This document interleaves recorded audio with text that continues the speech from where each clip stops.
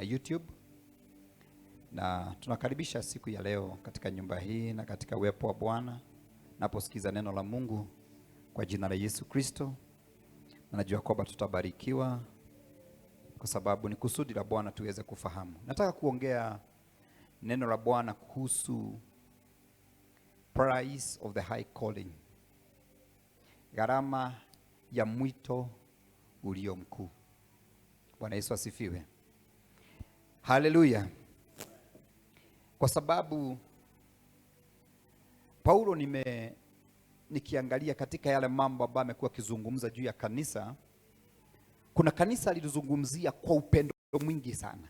Ama let me say the favorite church ambayo ilikuwa ya Apostle Paul ilikuwa ni kanisa la Wafilipi. Kusoma maandiko akiandikia kanisa la Wafilipi, utaona alikuwa hata mstari wa kwanza sura yake ya 3 ya Filipi, alikuwa amewaandikia barua nyingine. Na akasema bado anawaandikia nyingine, akasema kwamba huenda katika mazungumzo yake na katika barua yake hata umiza mioyo yao na inafaa waandikie tena kwa sababu aliwapenda. Na akiandika barua hii, Paulo alikuwa katika gereza la Warumi. Alikuwa katika kifungo. Na so kwa sababu kuna mambo ambayo hakuweza kuelezea, ilibidi aandike barua kadhaa ili aweze kuelezea habari hii, kwa sababu hakuwa anajua kama atatoka katika gereza hili la Warumi. Na ni kweli baadaye Paulo alikuwa katika gereza Warumi, aliuliwa akiwa pale. So hakuweza kurudi katika kanisa la Wafilipi ili asimame na wao aweze kuelezea mambo haya wazi kwa wazi. Na kwa hivyo katika mazungumzo, unajua kuna mambo ambayo inakupatianga uzito wa mtu kueleza jambo. Kuna maneno ambayo mtu anaweza kukuandikia ukajua hata hiyo message ambayo ameandika, either ni kwa WhatsApp ama amekuandikia message yoyote ile, inakupatianga kufahamu uzito ulio katika maneno haya, ijapokuwa hayuko na wewe hapo. Hayo mazungumzo amekuelezea yako na uzito gani? Bwana Yesu asifiwe. So Paulo akizungumza maneno haya na akiwaandikia hii barua, ni kwa sababu hakukuwa na opportunity nyingine, ama pengine haigepatikana aje wazungumzie, lakini akataka wafahamu. Unajua kwamba kanisa nyakati zile zilikuwa zinapitia kipindi cha persecution. Watu mitume wanauliwa, kufungwa gerezani na mambo ya aina ile. But at the same time Paulo alikuwa anataka Wafilipi waelewe, na pia kanisa nyakati hizi tunazoziishi waelewe umuhimu na uzito wa kumtumikia Mungu na katika maeneo ya huduma. Na ukitaka kujua hiyo ndio changamoto tuko nayo, ndio maana unaonaga watu wengi wanaingiaga katika kumtumikia Bwana pasipo na kujua ya kwamba anapopitia changamoto, wengi withdraw, wengi huacha ile kazi walikuwa wanafanya ya Mungu. Wengi wanaanza kazi vizuri sana na bidii na moyo, pasipo na kujua kuna gharama katika kufanya kazi ya Bwana, pasipo kuelewa ni nini ambacho ninachoingia kufanya kitakuaje. And let me say this. If there is a greatest appointment, divine appointment ambao Mungu patia mtu, ni katika kufanya kazi ya Bwana. Na usione ya kwamba tu ninazungumza katika kwamba unahubiri. Popote pale ambapo napofanya kazi kwa sababu ya Injili, ili ya kwamba kazi ya Bwana iweze kuendelea, iweze kufanikiwa, chochote kile unachokifanya, ni kuhakikishia na nikuambie vizuri, kuna mambo utakutana nayo, na kama haukuwa unaelewa, unaweza ukafika mahali ukavunjika moyo, ukajiuliza kwa nini kaingia katika kazi ya Mungu.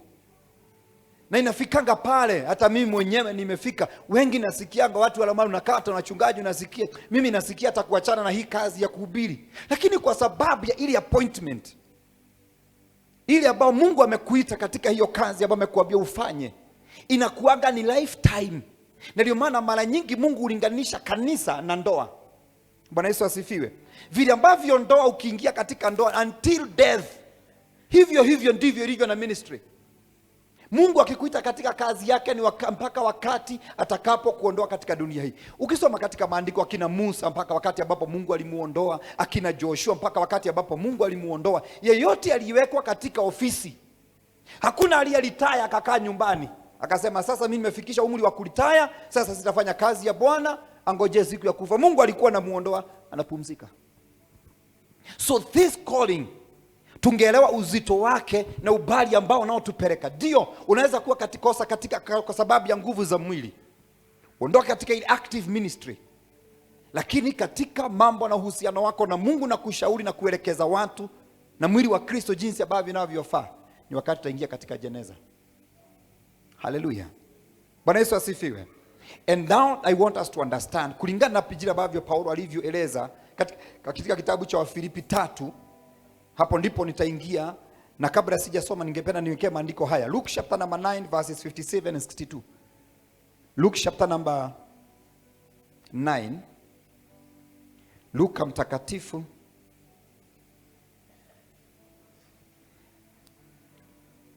haleluya. Kwa sababu wengi mko na maswali, kwa nini niingia katika kahuduma, mambo haya yameanza kunipata? It is one of the qualifications. It's one of the price that you have to pay. Hauwezi ukaiondokea. Ni vile unaweza kusema ninataka kutoka hapa niende Meru. Ujue ukiingia kwenye gari lazima ukalie kiti, lazima usikie makelele, lazima ufinywe kwa sababu kwa kiti hautakaa peke yako, lazima hiyo gharama, wengine wameweka perfume ambao hautaki, itaingia wale ambao unataka na wale hautaki, utavumilia. Hii safari ya wokovu na kutumikia Bwana, hivyo ndivyo ilivyo. Kuna mambo lazima ya kwamba utapatana nayo as long as utamtumikia Bwana. Na ni vizuri kujiandaa katika haya, kwa sababu watu wengi huitwa, watu wengi wamepatiwa majukumu katika kufanya kazi ya Bwana, lakini kwa sababu ya changamoto na vile walivyosikia watu wengine. Kuna mtu mmoja nilikutana naye nikamwambia kwamba mimi vile nimekusikia na nimekuona wewe ni mchungaji, aidha nikupotelea. Akaniambia ndio, lakini sitakangi kusikia mambo ya uchungaji. Kazi hiyo ni ngumu. Nadhani tulikuwa na Deacon Kingori. Kama hiyo kazi ni ngumu sana. Mimi nawaonanga na wahurumia. Ndio ni ngumu. Lakini kama umeitwa katika hayo maeneo, sijaribu kupotea. Praise the name of the living God. Hallelujah. Meniwekea maandiko Luke chapter number 9. Luke chapter number 9 mstari wake wa 57. Sio kama imepatikana.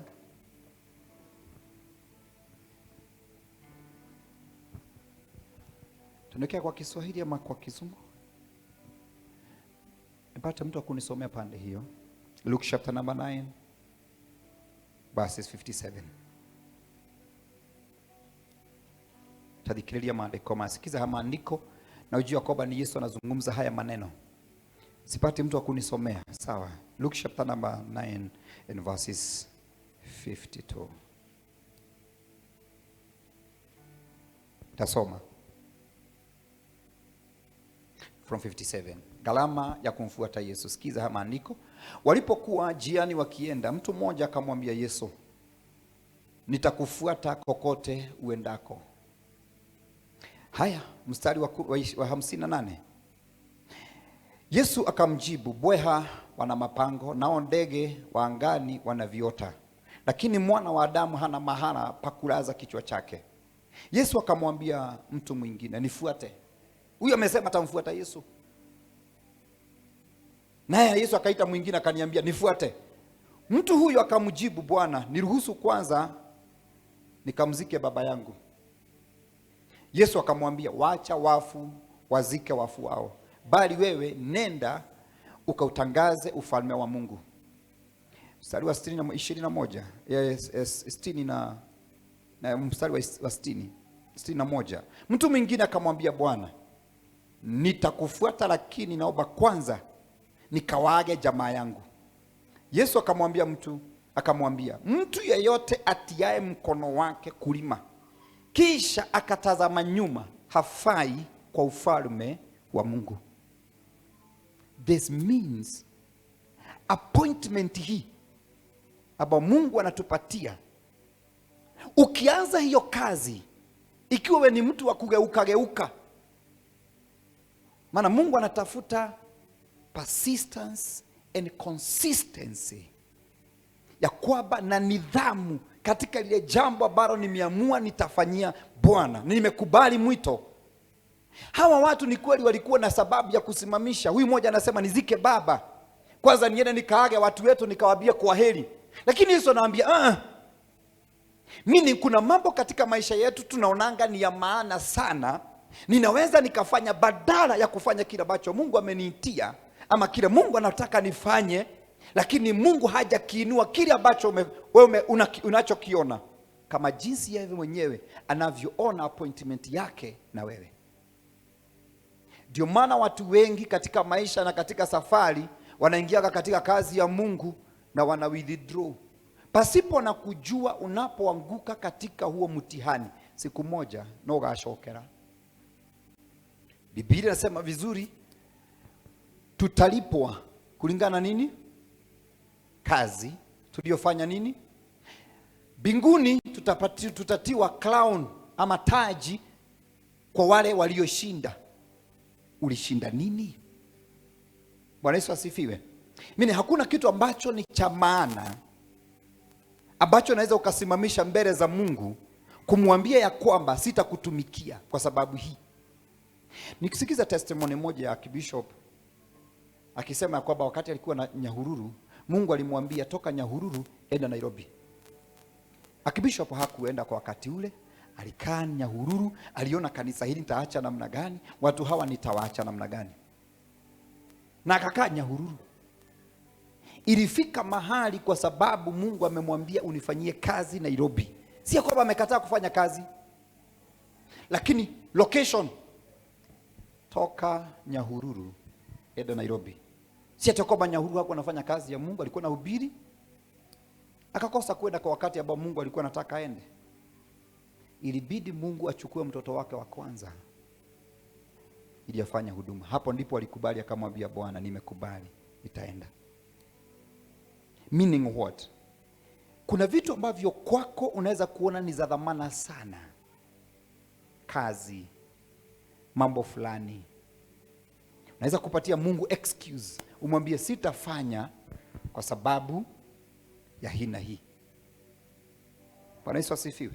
Na hii ndio hatari ambayo tunakuanga nayo sisi ambao tunaofanya kazi ya Mungu. Popote pale wewe ni Asha, umekuja kanisa unasema kwamba nilikuwa na sababu fulani ya kusimamisha ambao haigeruhusu niende. Tulikuwa na mama moja kanisani wakati miaka ya nyuma kidogo. Huyu mama alikuwa na kidoda kwa mguu, hakuwa kina kidoda ambacho hakiponi kwa miaka. Ikawa sasa huyu mama akaona msaada hakuna, anaweza kimbia kwa Mungu. So akakimbia kanisani, na akawa kwamba humkosi morning glory, humkosi lunch hour, humkosi mikesha, humkosi ibada za jioni. Ungemkosa. Kafika mahali Mungu akamhurumia na Mungu akamponya. Alikuwa anafanya kazi soko. Mungu akamponya na kabisa kikakauka kidoda, ikabaki tu alama kwenye ngozi. Alipoponywa, biashara nayo Mungu pia akainua, ikabarikiwa biashara.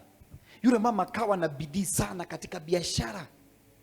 Ile masaa ya kurauka kanisani ikaenda, masaa ya lunch hour ikakosa, masaa ya jioni ikakosa.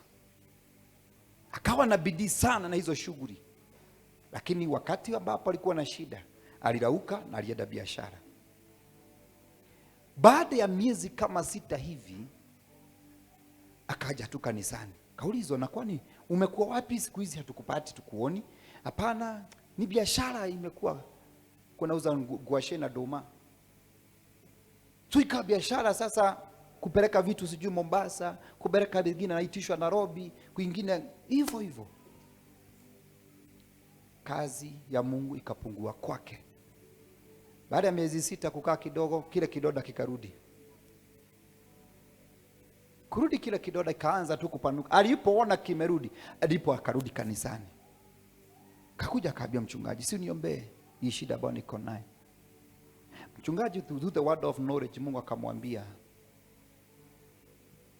kile kimesababisha ni kwa sababu alikuwa na bidii ya kunitafuta wakati alikuwa mgonjwa.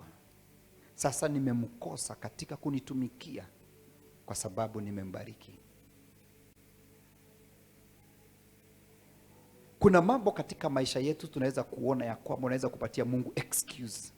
Na hiyo ndio sababu Mungu aliambia Israel in the book of Deuteronomy 8. Akawaambia, nitakapowabariki niwainue, msisahau nilikowatoa. Bwana Yesu asifiwe. So appointment hii ya Mungu napokuita, either wewe uko Asha, ni unafagiaga kanisani, nini ambacho nachofanyanga katika uwepo wa Bwana? Bwana Yesu asifiwe. Mungu akikukosa katika kazi yake, unaona kama mtaenda sawa?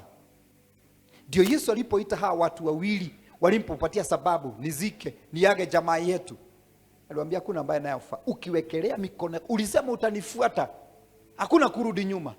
Guthie twende kwenda. Bwana Yesu asifiwe. Philippians chapter number 3. Philippians chapter number 3. Na nitaanza hapo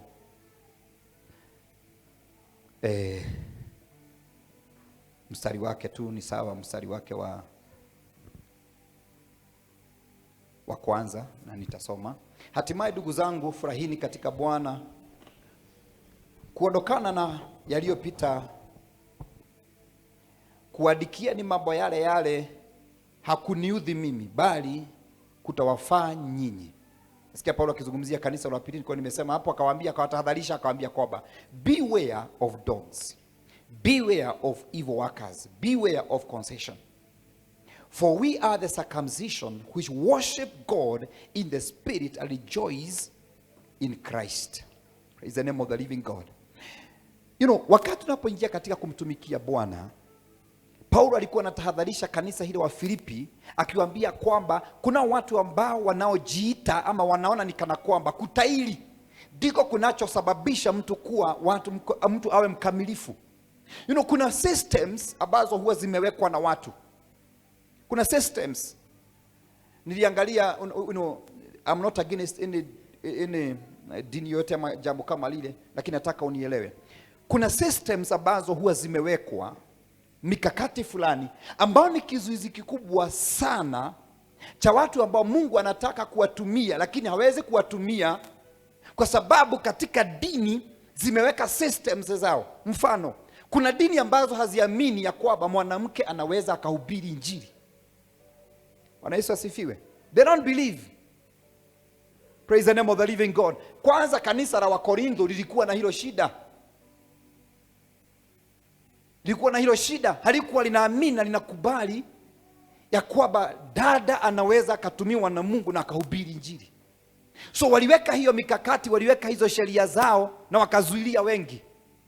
Bwana Yesu asifiwe.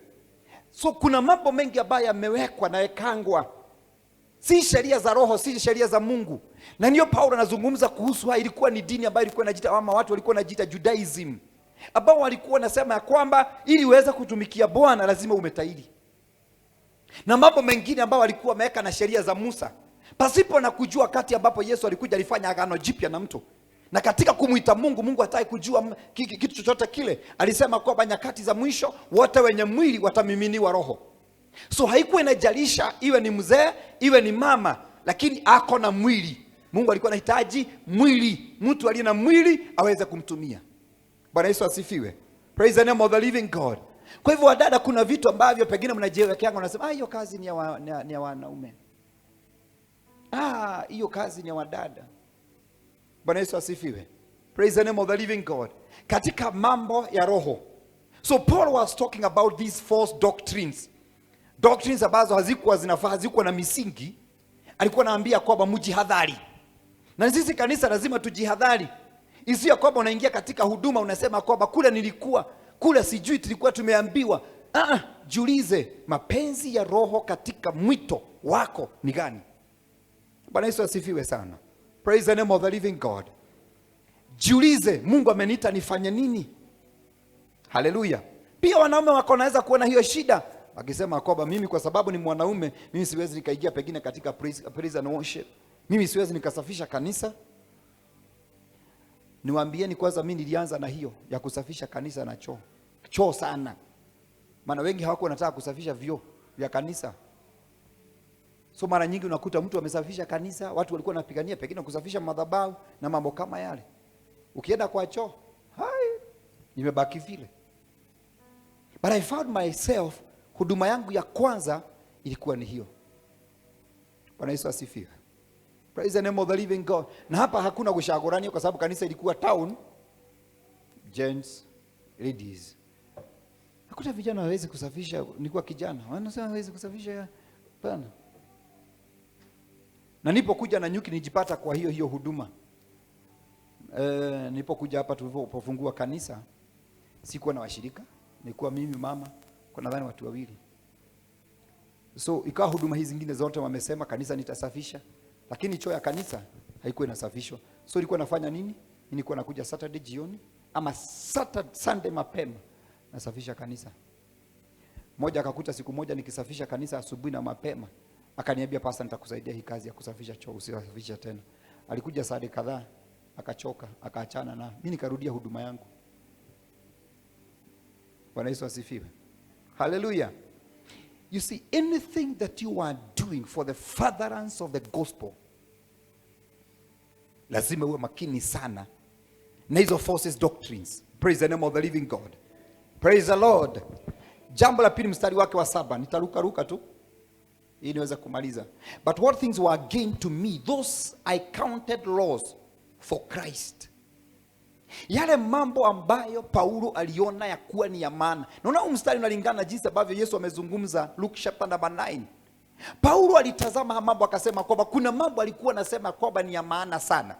Wakati hawa watu walikuwa wanasema kuhusu mambo ya kimwili, Paulo akasema kwamba kama mnajivuna na kujiringa kwa sababu yale mambo ambayo mnaofanya, Paulo akasema ya kwamba, ukirudi hapo mstari wa 8 anasema ya kwamba circumcised on the 8th day of the stock of Israel. Anasema ya kwamba of the tribe of Benjamin, a Hebrew of the Hebrews, establishing the law, a Pharisee. So Paulo anasema kwamba hata kama unaweza kusema yale mambo ambayo mtu ufikiria ya kwamba ndio inasababisha uwe na qualification za kutumikia Mungu, kwa sababu kuna watu walikuwa wanasema ya kwamba wao ni lazima utaili sheria. Paulo anasema kwamba kama ni kuwa Muisraeli, mimi ni Muisraeli halisi, au Hebrew of Hebrews, siku ya 8 ambayo imeandikwa kulingana na Torati nilitailiwa. Paulo anasema kuongeza zaidi ya hiyo, anasema kwamba kuhusu mambo ya sheria, mimi nilikuwa mfarisayo. Bwana Yesu asifiwe. Bali pale chini mstari wa 7 anasema kwamba hayo mambo yote kwangu na hesabu kuwa bure. So there are things katika maisha yetu, na ndipo unahitaji kuelewa kazi ya neema na Roho Mtakatifu wa Mungu unapoingia katika huduma. Wacha kuleta hizi visababu ambazo watu huleta. Sijui kuongea. Musa, Mungu alimwambia kwamba ndio haujui kuongea, lakini Mungu akamwambia kwamba yes, akamwambia mimi ndio naubaga viwete, viziwi, hata vipofu. Lakini Mungu alikuwa na uwezo wa kubadilisha kinywa cha Musa, lakini Mungu hakubadilisha. Hakumpatia sauti wala maneno mazuri. Alimwambia hivyo ili ya kwamba Musa ategemee neema, si katika experience. Bwana Yesu asifiwe. Hallelujah. Kazi hii ya Roho na kazi hii ya Mungu, jinsi ambavyo dunia inavyosema kuna qualifications ambazo ziko ili uingie katika kazi fulani. Kazi ya Bwana, qualification moja ni kukubali, surrender. Bwana Yesu asifiwe. Wacha kuleta experiences zako mbele za Mungu. Experiences zako zinaweza kosa kuingiana na kile ambacho Mungu anataka kufanya na wewe. Na ndio ukisoma katika maandiko utaona wale wote ambao Mungu aliwatumia ni watu ambao hawakuwa wanafaa, ni watu ambao hawakuwa wanastahili, ni watu ambao hawakuwa wanaweza, ni watu walikuwa na maudhaifu mengi, lakini Bwana alipendezwa kutumia hizo vyombo vilivyokuwa vidhaifu. Bwana Yesu asifiwe. Praise the name of the living God. Na ndivyo maandiko yanavyosema ya kwamba sio wengi wameitwa katika kazi ya Bwana that they were qualified. No. That we will not depend na mawazo ya mtu, but we will depend on the Holy Spirit and the grace. Praise the name of the living God. Praise the name of the living God.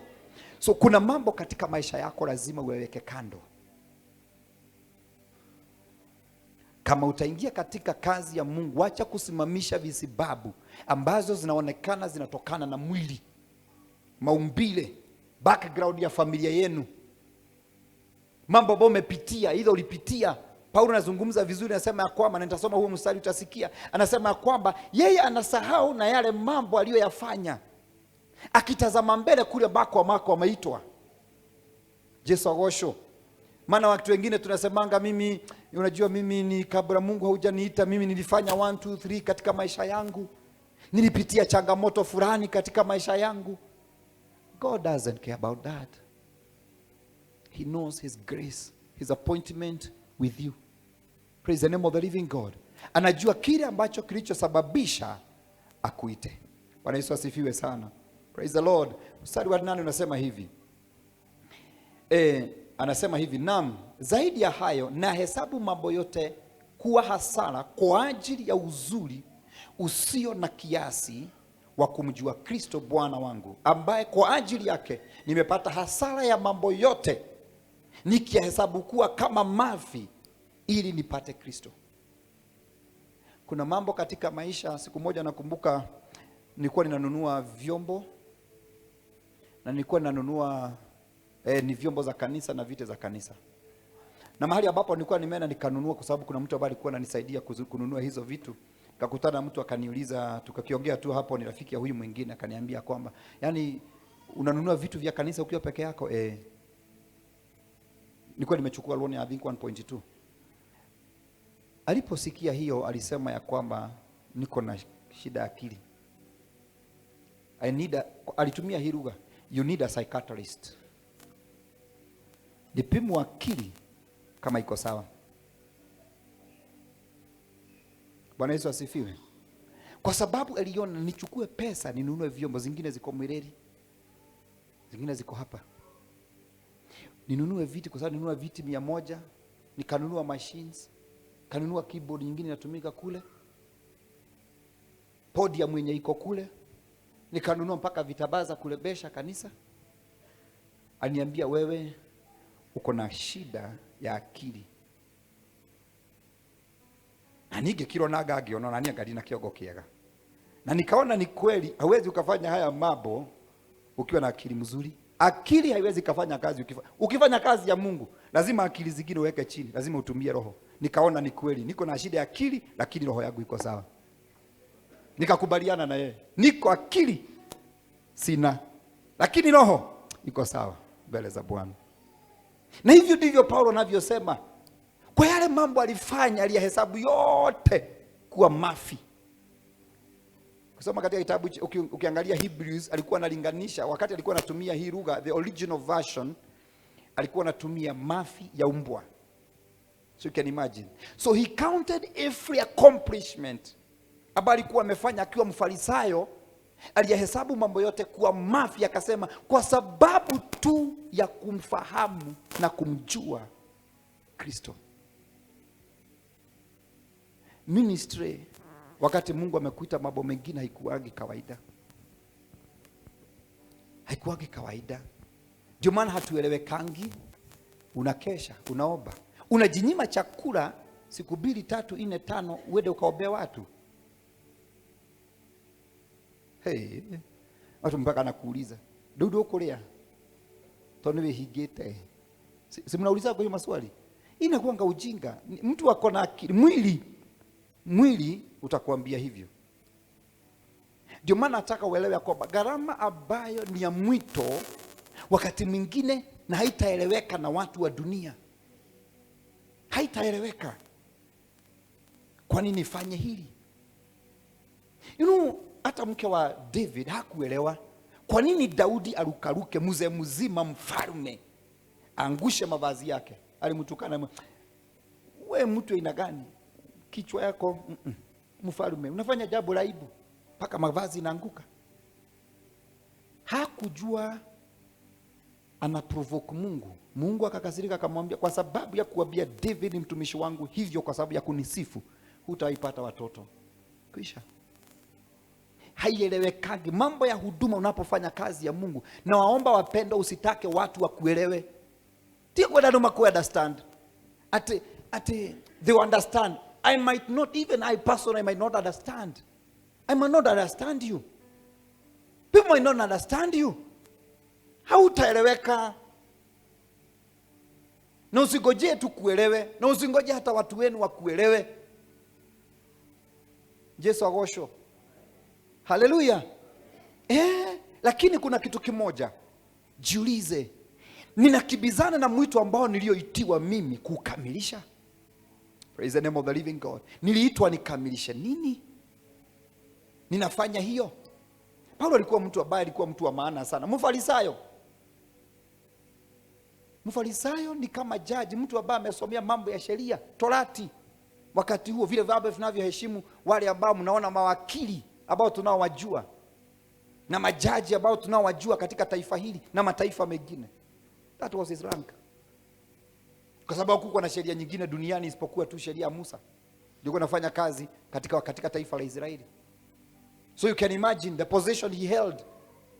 Mtu alikuwa anapatiwa mafarasi na wanajeshi, mapolisi, hadi afanya kazi kwa sababu ya sheria Torati.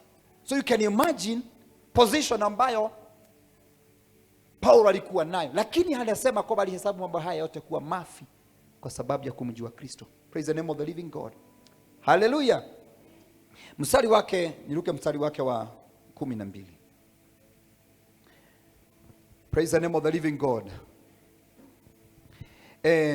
Nasema si kwamba nimekwisha kufika au nimekwisha kuwa mkamilifu, la, bali nakaza mwendo ili nipate kulishika lile ambalo kwa ajili yake nimeshikwa na Kristo Yesu.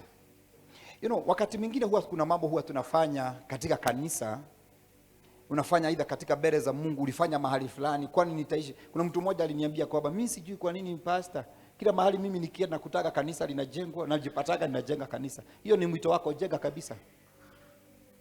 Jenga kabisa. Hiyo ndio mwito wako. Ninakaanga, ninaambiwa enda mahali fulani, jenga kanisa. Hiyo ndio mwito, fanya kabisa. Utapumzika wakati ambapo Bwana atasema ya kwamba is now a shift, nikupatie mtu mwingine katika nyumba yako ainuke, bado azidi kunijengea. Hiyo ndio mwito wako. Wengine mnasafishaga kanisa hapa, unasemaga kwani pastor anionagi, anipatie promotion, anipatie minister. Safisha kanisa. Hiyo ndio mwito yako. Safisha. Hiyo ndio mwito wako. Mungu atakuinua tu kwa wakati wake, na hakuna mtu atazuilia kuinuka kwako. Bwana Yesu asifiwe. Haleluya. Bwana Yesu asifiwe. Unajiuliza hapa, kwa nini nifanye kazi hii? Haleluya. Paulo anasema anasahau hayo mambo, hakumbuki. Bado hata kama alifanya, anakaza mwendo. Ndoagaya iko we mwite. Tasahau, hebu sahau kama jana kuna kazi ulifanya. Sahau ulisafisha, sahau ulisifu, sahau ulihubiri. Sahau kile ambacho ulichofanya jana. Accomplishment za jana zisikuzuilia kufanya kile ambacho unachopaswa kufanya kwa sababu ya kesho. Na watu wengi hapo ndipo watu huchoka. Unashindwa ni mpaka lini? Ninaangalianga wakati mwingine katika huduma kama njia ya jinsi ambavyo organizations zinavyofanya kazi, kampuni tofauti. Ukienda kampuni za Safaricom, ukienda kampuni kama za Kenya Power, ukienda kampuni kama zile ambazo nazojua, ziko na system ambazo imewekwa, na kuna jinsi kila moja kazi yake ambavyo ilivyo. Ulipatiwa appointment letter, ukiingia katika hiyo kazi mahali ambapo pengine umeajiriwa, kuna MD, kuna sijui secretary, sijui kuna MSO, kuna hao wote mpaka unakuja mpaka mtu wa mwisho. Departments zimewekwa kando, separate, but wote wanafanya kwa sababu ya faida. Imagine kuna mtu anazungushaga huku town na mnawadharau sana, wanauzanga kadi za Safaricom 50. Si ndio? Anaweza kuwa kwa chini sana, but imagine all these people. Kuna mtu ako kwa ofisi computer usiku na mchana, hata ukipiga nini wako. Kuna mwingine nasikia DMD, CEO wa Safaricom, sio analipwa mamilioni ya pesa. Na kuna mwingine analipwa 15,000. Bawabu anasimama pale kwa mlango analipwa pengine 15,000. All this is a system ambayo imewekwa katika hiyo kampuni. But all of them, kitu kimoja wote wanaangalia pale mwisho, profit. Si ndio? Billions of money that they are going to make out of it. Ndio maana wote wanafinyilia, wengine wanafinyiliwa mpaka wale wako kule chini wanafinyiliwa kwa sababu ya profit. It's an organization. Now understand, katika kingdom hii ya Mungu, kila wote tunafanya kazi mbalimbali katika maeneo tofauti, lakini kila ambacho Mungu anatafuta ni mwisho wa yote injili hii ipate kuhubiriwa. Bwana Yesu asifiwe. Praise the name of the living God. Usihesabu kama kazi huachangi, na nataka uone hivyo kazi ya Mungu ndivyo ilivyo. Ikiwa haujawahi ati kwa sababu ulikwazwa na mtu hapo kwa ofisi, wala umeajiriwa mahali ambapo unapofanya kazi. Wamama mnafanyanga kazi sokoni, wengine mnafanya mahali ambapo umeajiriwa katika biashara. Jirani yako kuna competition ambayo iko, maneno inarushwa. Nidiro kaga kora mundu ngethiko ruto ucio wira, haufanyi hiyo biashara, bado unafanya hiyo biashara, kesho uko hapo. Uliajiriwa. Si mnakuja hapa mnaniambia pastor niombe kazi, ni kuko na vita. Sijaisikia mtu ameacha kazi. Bado unagongwa na unaru. Etikuo sokoni wala mnafanya sokoni na biashara. Unatukana mama mengine maneno marubu inarushwa, lakini haujawaisha hiyo kazi. Kwa nini kazi ya Mungu linakuwa rahisi kuachana nayo?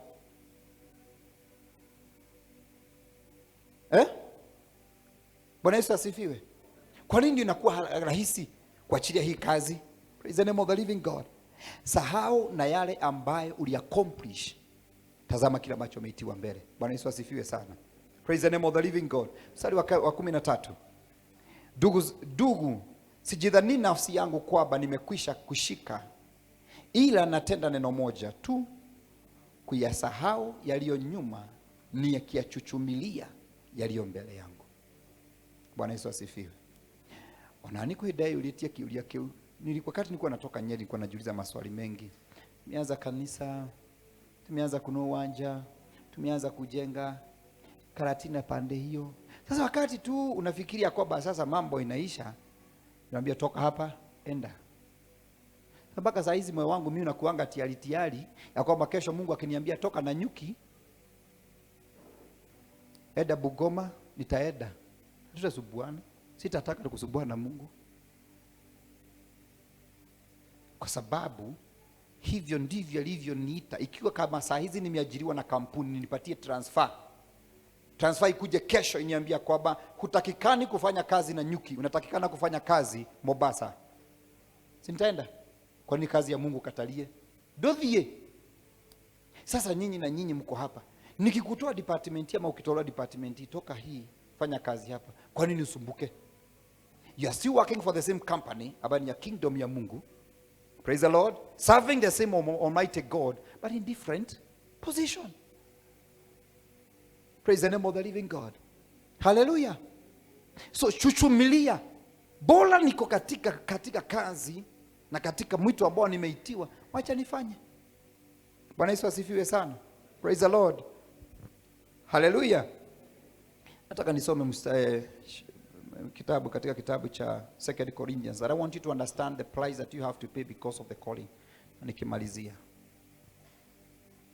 Hallelujah. 2 Corinthians. 2 Corinthians. Chapter number 11 and verses 23.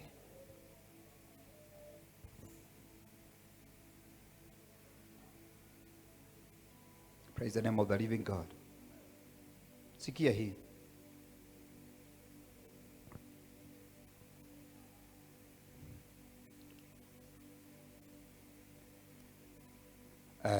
Taanza hapo mstari wake wa 23. Nasema hivi. Wao ni wahudumu wa Kristo. Ni swali Paulo anauliza kanisa la Korintho. Nanena kiwazimu. Haigua? Wao ni wahuduma wa Kristo. Nanena kiwazimu. Mimi ni zaidi katika taabu, kuzidi sana katika vifungo, kuzidi sana katika mapigo, kupita kiasi katika mauti mara nyingi. Of the Jews, mstari wa 24, kwa Wayahudi mara 5 nilipata mapigo 40 kasoro moja.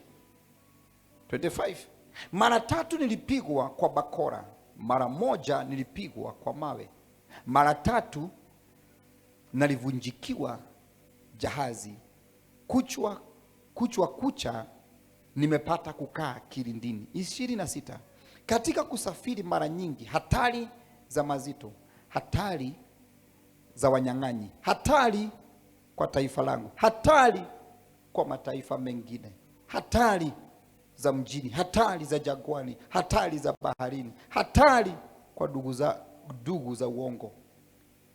27. Katika taabu na masumbufu, katika kukesha mara nyingi, katika njaa na kiu, katika kufunga mara nyingi, katika baridi na kuwa uchi. 28. Baghairi ya mambo ya nje yako yanijiao kila siku, ndio maangalizi ya makanisa yote. Paulo anatoa mambo ambayo anauliza hapo swali kama hao wengine bado ni wahuduma wa Kristo, kwa sababu kuna mambo walikuwa na hesabu, walikuwa napitia katika huduma. Wao walikuwa na sababu za kusimamisha kutomfanyia Bwana kazi. Paulo akasema, acha niulize mimi, hili swali nauliza ni kama swali la kijinga, ni kama sina akili mzuri. Kama wao basi ni wa Kristo, akasema ikiwa mnapitia hata mimi nimepitia kuliko nyinyi. Kutika kutuirani ragerera, wacha kusema unapitia, hata wengine wanapitia. Hakuna mtu hapitii. It is a price of the high calling. Otoketi yao. Yesu alipitia. Wale wengine wote walipitia. Hata mimi na wewe tutapitia. Hii gharama ni lazima nikubali. Paulo anasema jinsi ambavyo alivyokaa njaa, jinsi ambavyo alivyofungwa hatarini kwa mataifa. Mambo haya yote Paulo na hesabu aliyapitia, hata kupigwa na mawe, kupigwa mijeredi, kufungwa gerezani, kwa sababu tu ya kuangalia makanisa. Anasema vizuri, maangalizi ya makanisa yote. Paulo kama hangeingia katika huduma hangepitia hayo. Na haya yote Mungu alikuwa anajua anayapitia. Si eti kwamba yale unapitia Mungu hajui unapitia. Wacha kunugunika mpendwa, wacha kulia. Elewa tu ya kwamba as long as nimeingia katika ufalme wa Mungu, nimeanza kumtumikia Bwana. Juzi nilikuwa ninaangalia, wakati mwingine tapedana kujifundisha na askofu mkuu sana. Nikaangalia kiwango kile ambacho amefika. Ni mtu amekubalika taifa na sasa anaenda mataifa. Lakini kaangalia kuona zile changamoto zingine anapitia. Mara watu wanamtukana kwa social media. Murute urageria do. Mara sijui.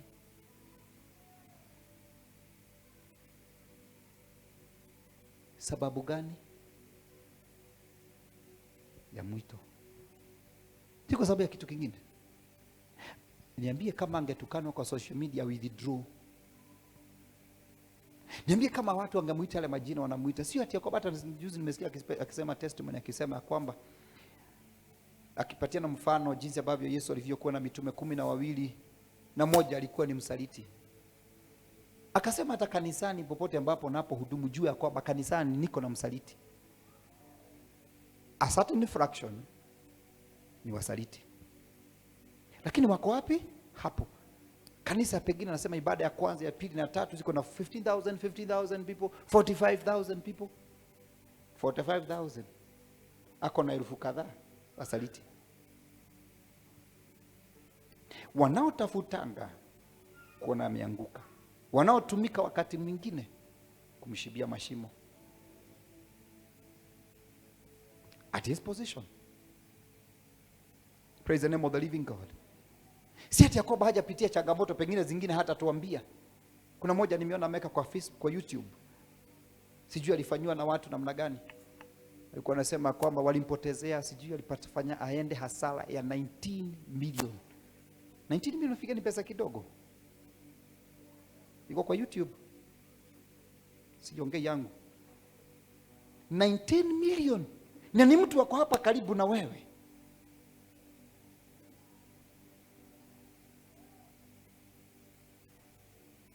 Hata yeye kuna yale ambao anaopitia katika kiwango chake, lakini hajawahi achana na kazi ya Bwana.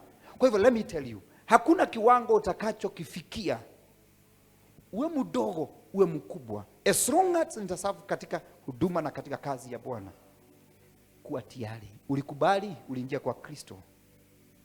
Sababu yanayosema ya kwamba una qualify ni kwa sababu hubadiliki, hugeuki, huangalii nyuma, unamtazama Kristo na mwito uliowekwa mbele zako ili ukamilishe kazi hiyo. Ninajua ninapozungumza hivi kuna wengi katika nyumba hii, katika kanisa hili, nazungumza nanyi kwa sababu kuna watu umepitia ya kuvunjwa na moyo na watu wamekuongea tu kidogo.